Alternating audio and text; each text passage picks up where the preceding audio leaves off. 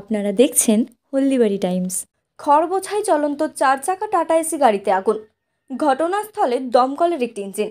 দাউ দাউ করে আগুন চলতে দেখে ঘটনায় চাঞ্চল্য ছড়ায় জলপাইগুড়ি সদর ব্লকের নন্দনপুর বোয়ালমারি গ্রাম পঞ্চায়েতের অধীন প্রধান পাড়া বাজার সংলগ্ন এলাকায়। বৃহস্পতিবার দুপুরে একটি খড় বোঝাই করা 4 চাকার টাটা এসি গাড়িতে ঘটনাটি ঘটে। স্থানীয় সূত্রে জানা যায়, খড় বোঝাই করে রাস্তা দিয়ে যাওয়ার সময় ওই এলাকায় বিদ্যুতের তার ঝুলেছিল।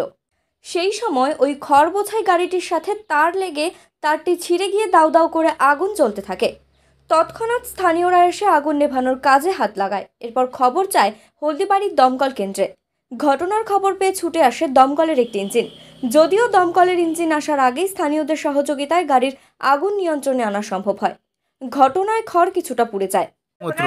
ওই আসার সময় দেখলাম যে রাস্তায় দাঁড়াছিলাম, ওই মাচা আড্ডা মারতেছিলাম, দেখলাম যে গাড়ির উপরে ইলেকট্রিক সার্কিটের ফলে আগুন লেগে গেছে। তার ঝুলেছিল তো সামনে, এই টাটা ম্যাজিক, এর মধ্যে যে খড় পোয়াল, এই সবাই মিলে এলাকার সবাই মিলে নিভাইলাম।